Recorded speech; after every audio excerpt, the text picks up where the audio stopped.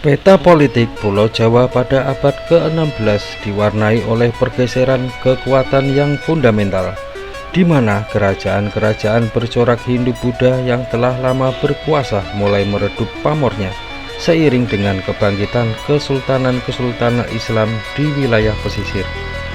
Di tengah dinamika ini, dua kekuatan utama di Tatar Sunda saling berhadapan dalam posisi yang kontras. Di satu sisi, kerajaan Sunda Pajajaran yang berpusat di pedalaman dengan ibu kota di Pakuan merupakan representasi terakhir dari kekuasaan Hindu-Buddha di Jawa Barat. Di sisi lain, Kesultanan Banten yang sedang menanjak di pesisir utara tampil sebagai kekuatan maritim baru yang agresif dengan landasan ideologi Islam yang kuat. Interaksi antara dua entitas ini pada akhirnya akan mencapai titik kulminasi dalam sebuah peristiwa yang mengubah lanskap sejarah dan budaya Jawa Barat selamanya. Kerajaan Sunda Pajajaran yang mewarisi tradisi panjang kerajaan-kerajaan Sunda sebelumnya telah lama menjadi simbol kemapanan di wilayah Priangan. Sebagai sebuah kerajaan yang bercorak agraris dan berpegang teguh pada ajaran Hindu-Buddha, Pajajaran mengandalkan kekuatan militernya untuk menjaga kedaulatan wilayah pedalaman dari pengaruh luar. Namun, memasuki paruh kedua abad ke-16, wibawa Pajajaran mulai terkikis. Ekspansi kekuatan Islam dari Cirebon di timur dan Banten di barat secara efektif telah mengisolasi Pajajaran, memutus aksesnya ke pelabuhan-pelabuhan vital dan jalur perdagangan internasional. Melemahnya pengaruh politik dan ekonomi ini membuat posisi kerajaan semakin rentan terhadap ancaman eksternal yang kian nyata. Di sisi lain, Kesultanan Banten tumbuh menjadi kekuatan maritim yang dominan di ujung barat Pulau Jawa setelah melepaskan diri dari pengaruh Kesultanan Demak.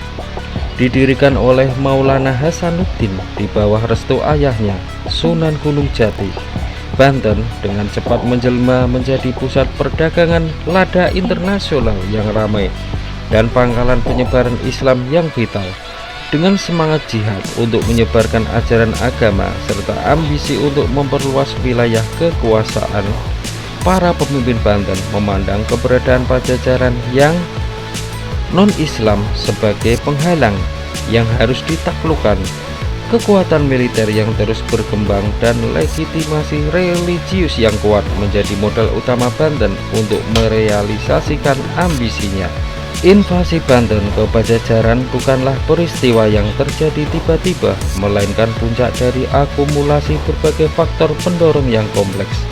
Secara ideologis, terdapat dorongan kuat untuk menuntaskan proses Islamisasi di seluruh Tatar Sunda yang dianggap sebagai sebuah kewajiban suci. Secara politik, Banten berhasrat untuk mengeliminasi sisa-sisa kekuasaan lama yang berpotensi menjadi ancaman atau pesaing di masa depan, sekaligus mengukuhkan hegemoninya di Jawa Barat. Selain itu, motif ekonomi juga memainkan peranan penting, di mana penguasaan atas wilayah pedalaman Pajajaran berarti kontrol penuh atas jalur perdagangan dan sumber daya alam yang melimpah seperti beras dan hasil hutan lainnya. Puncak dari ketegangan ini terjadi pada tahun 1579 ketika pasukan Banten di bawah pimpinan Sultan Maulana Yusuf melancarkan serangan pamungkas ke jantung pertahanan kerajaan Sunda. Serangan ini berhasil merebut dan menghancurkan Pakuan Pajajaran, ibu kota yang selama berabad-abad menjadi pusat peradaban Sunda. Kejatuhan ibu kota ini tidak hanya menandai berakhirnya wilayah kerajaan Sunda Pajajaran secara de jure dan de facto, tetapi juga menjadi tonggak sejarah penting yang menandai kemenangan penuh pengaruh Islam atas tradisi Hindu-Buddha di Jawa Barat. Peristiwa ini secara efektif menutup satu babak sejarah dan membuka babak baru bagi perkembangan masyarakat dan kebudayaan di tanah Pasundan. Penting untuk dipahami bahwa peristiwa ini bukan sekedar invasi dalam arti perang antara dua kerajaan yang setara, tetapi merupakan bagian dari proses besar yang mengubah peta politik dan agama di Pulau Jawa bagian barat. yaitu Islamisasi dan runtuhnya kerajaan Hindu terakhir di Jawa. Latar belakang perebutan hegemoni di Jawa Barat. Invasi Banten ke Pajajaran, kita perlu melihat konteks yang lebih luas. Kemunduran Pajajaran. Pada abad ke-16, Kerajaan Sunda Pajajaran beribu kota di Pakuan, kini Bogor, adalah kerajaan Hindu yang sudah melemah. Mereka tertekan oleh kekuatan Kesultanan Demak, Jawa Tengah, yang Muslim di timur, dan munculnya kekuatan baru di pesisir utara, yaitu Kesultanan Banten dan Cirebon. Kelahiran Kesultanan Banten. Awalnya Banten disebut Banten Girang, adalah daerah bawahan kerajaan Sunda.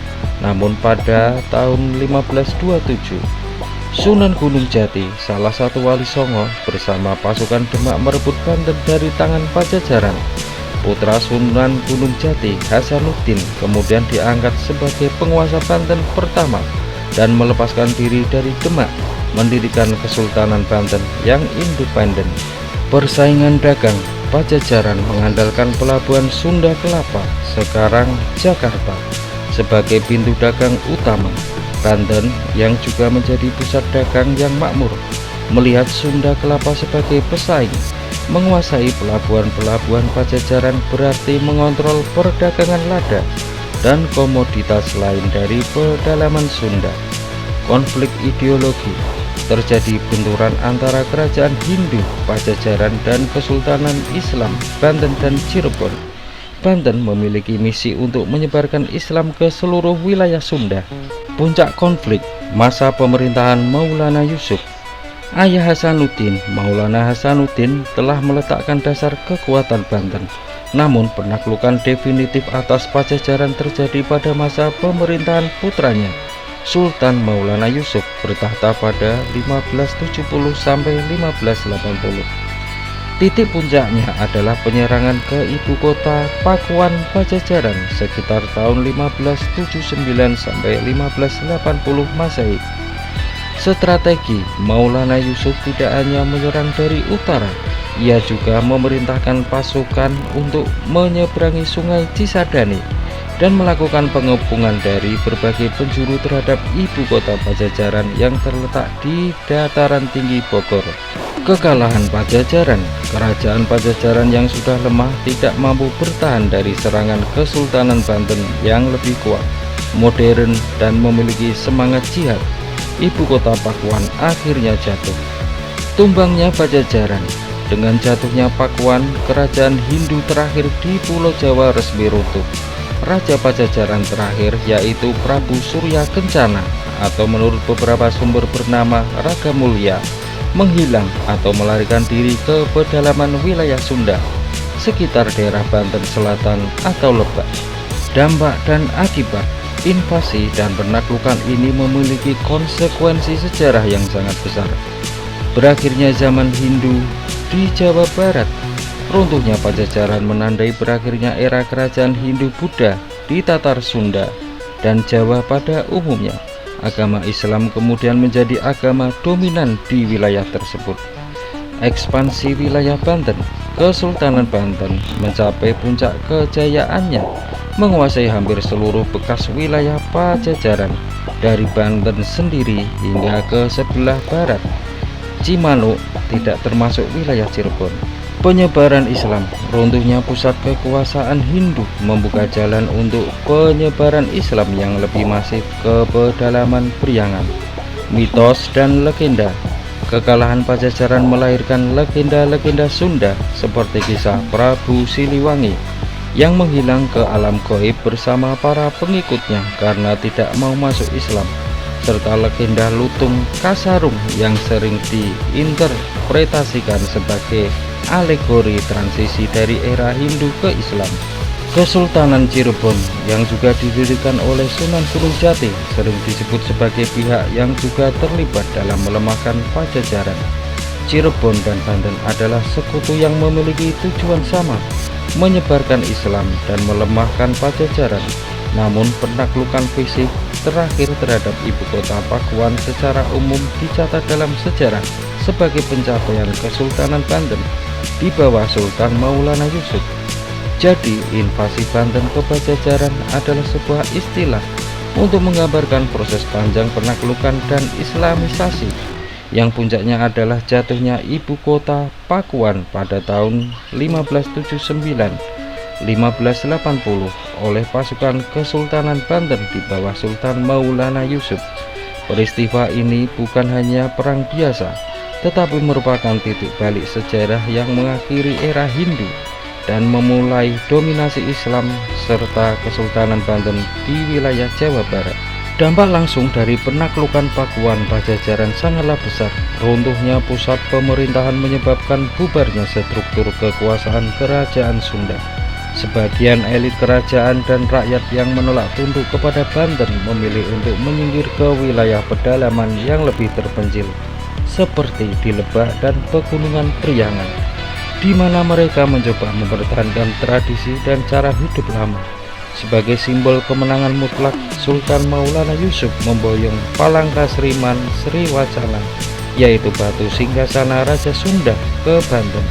Tindakan ini merupakan sebuah pesan simbolis yang kuat bahwa legitimasi kekuasaan di Tatar Sunda kini telah berpindah tangan secara sah dari Pajajaran kepada Kesultanan Banten. Dalam jangka panjang, invasi ini mengakselerasi proses islamisasi di seluruh Jawa Barat secara masif. Dengan hilangnya benteng terakhir kekuasaan Hindu-Buddha, pengaruh Islam yang dibawa oleh Banten dan Cirebon menyebar dengan cepat ke wilayah-wilayah Priangan. Struktur sosial dan budaya masyarakat Sunda perlahan-lahan bertransformasi, mengadopsi nilai-nilai dan ajaran Islam yang kemudian berakulturasi dengan tradisi lokal yang sudah ada sebelumnya. Meskipun kerajaan Pajajaran telah sirna, kenangan akan kebesarannya tetap hidup dalam memori kolektif masyarakat Sunda yang termanifestasi dalam berbagai cerita pantun, legenda, dan mitos tentang Prabu Siliwangi yang terus dituturkan dari generasi ke generasi. Dengan demikian, invasi Kesultanan Banten ke Pajajaran pada tahun 1579 menjadi sebuah titik balik fundamental dalam sejarah Jawa Barat. Peristiwa ini lebih dari sekedar penaklukan militer. Ia merupakan momen transisi peradaban yang menandai berakhirnya era kerajaan Hindu-Buddha dan dimulainya dominasi penuh Kesultanan Islam di tanah Pasundan. Konsekuensi dari invasi ini, baik dari segi politik, agama maupun sosial budaya, telah membentuk fondasi bagi perkembangan identitas masyarakat Sunda hingga berabad-abad kemudian, meninggalkan warisan sejarah yang kompleks dan terus dikaji hingga hari ini.